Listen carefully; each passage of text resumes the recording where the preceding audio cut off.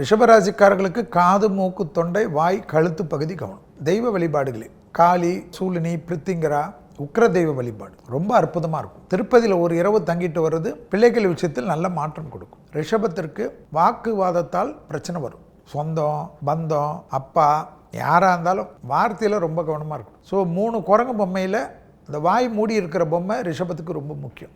சனி இந்த வருஷம்தான் உங்களுக்கு திருக்கணிதத்தின்படி மார்ச்லேருந்து 11ஆம் இடத்துக்கு வரார். அந்த 11ஆம் இடத்துக்கு வரக்கூடிய சனியால் என்ன ஆகும்னா உங்களுக்கு ரொம்ப அற்புதம் ஏற்படும். 2.5 வருஷத்துக்கு ரொம்ப லெவலில் உங்களை தூக்கி நிறுத்தும். தொழில் ரீதியாக இருந்த சிக்கல் தீரும். அதே போல் நீங்கள் எதில் கவனமாக இருக்கணும்?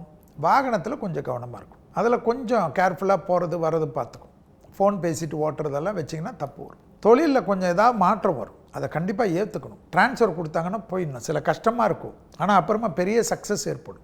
ஆச்சரியமாக இருக்கும் ரிஷபத்துக்கு. மனதில் ஆன்மீக சிந்தனை நிறைய வரும்.